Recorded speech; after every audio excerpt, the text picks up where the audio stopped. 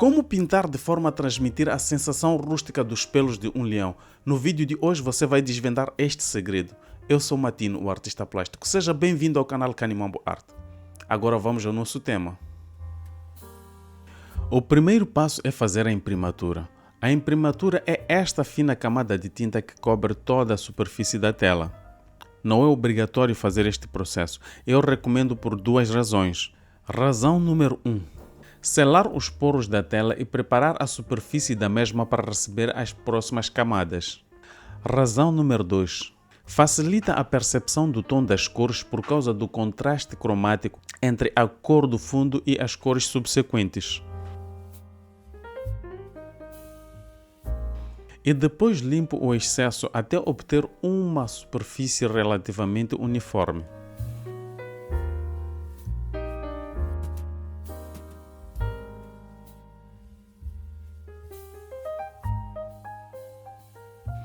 Para esboçar, eu uso o método do encaixe, que consiste em reduzir a forma do objeto que você pretende desenhar para uma figura geométrica simplificada.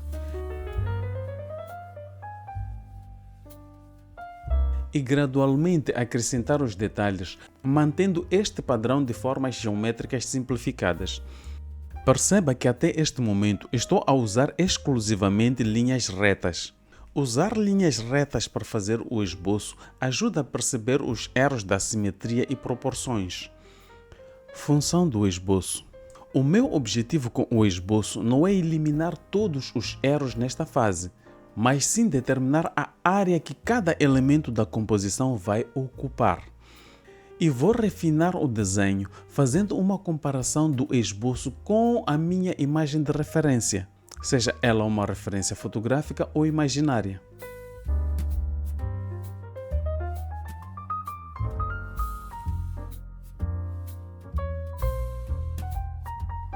É nesta fase que eu faço a distribuição das cores e determino as áreas de luz e de sombra. Nesta fase não estou preocupado com a questão da técnica. O que eu quero é transmitir a emoção. Deixo o pincel deslizar sobre a superfície da tela quase que por instinto. As pinceladas livres e soltas transmitem movimento e vida para a pintura e servem de base para nortear a técnica. A técnica não deve suplantar a emoção que eu quero transmitir.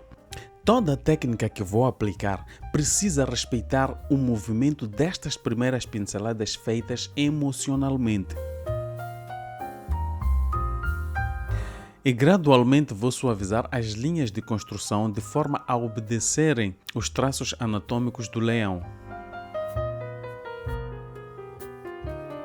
Levando em consideração o movimento das pinceladas anteriores, passo uma camada bem grossa de tinta de forma a criar um relevo causado pelas cerdas do pincel sobre a tinta em pasta. Este relevo vai contribuir para criar o aspecto rústico dos pelos do leão. Continuando com este movimento de pinceladas soltas, a emoção é o único critério que eu uso para fazer a distribuição dos matizes sem me importar com os arrependimentos. Afinal de contas, a tinta a óleo permite fazer correções.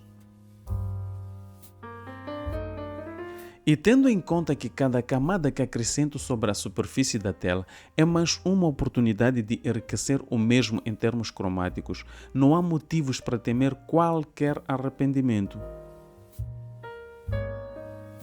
Antes de passar para a terceira camada, deixo a tinta secar para conservar este relevo criado pelas cerdas do pincel. Cada pincelada e relevo que criei nesta fase tem um propósito determinante no resultado final.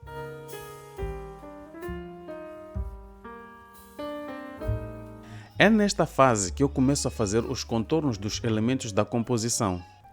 Ao contrário dos outros artistas que preferem trabalhar por partes, eu não gosto de me concentrar num único ponto e trabalhar o mesmo até o fim. Prefiro atacar várias frentes do quadro em simultâneo. Só depois desse processo é que decido quais são as partes que vão merecer mais atenção.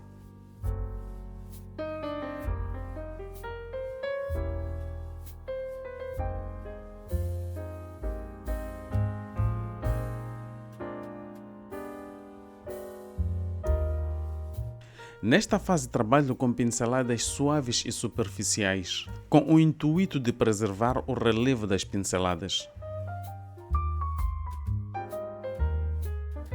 Trabalhar os diferentes planos com o efeito de luz e sombra para destacar o volume. Eu gosto de começar pelas áreas escuras para intensificar a noção de profundidade.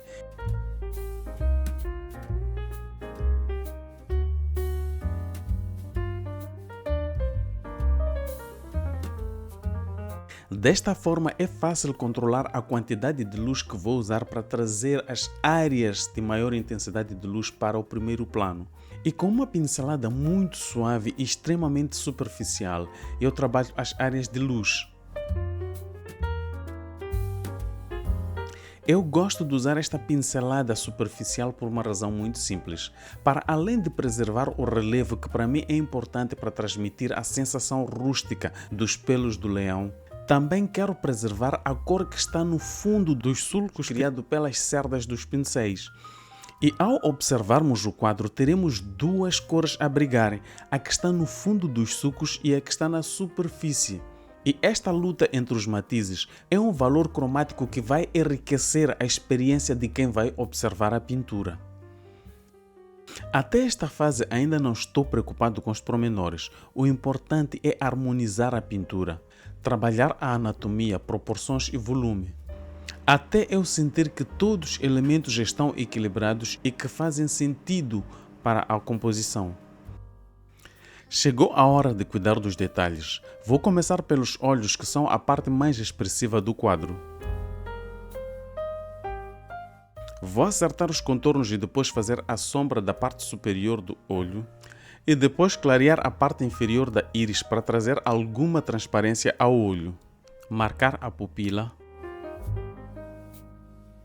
É importante suavizar os contornos para deixar a pintura com um ar mais realístico. Agora, um toque mágico. É esta pequena área de brilho que cria o efeito de umidade no olho. E agora trabalhar o olho direito. Vou fazer a sombra da parte superior e depois marcar a pupila. Depois de acertar a anatomia dos olhos, eu vou trabalhar as outras áreas e depois volto para finalizar. Para pintar os pelos, vou usar esta pincelada suave e superficial. Preciso preservar o relevo das pinceladas, porque este relevo é o que vai trazer esta sensação rústica dos pelos do leão. Se prestar atenção, vai perceber que a minha pincelada sugere a existência dos pelos. Eu não pinto pelo por pelo. Aliás, isso é algo que eu não recomendo. Eu sei que existem artistas que preferem usar esta técnica, pintar pelo por pelo. Eu prefiro pinceladas que sugerem a existência da textura, por uma razão muito simples. Usar pinceladas sugestivas é como se um escritor deixasse uma mensagem nas entrelinhas. Isso força o espectador a completar a imagem da pintura na sua mente, e daí surge um diálogo entre a pintura e o espectador. Nas minhas obras, todas as pinceladas que prevalecem têm um propósito determinante, e vou usar o mesmo procedimento para pintar outras partes com pelos.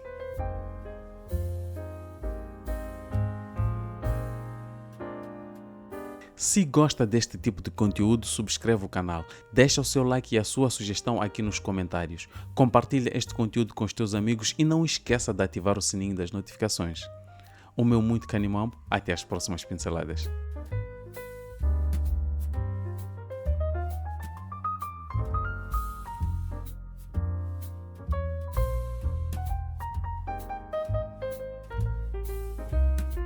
E para fechar com chave de ouro, um toque de brilho que faz a sua magia. O meu muito Canimambo, até as próximas pinceladas.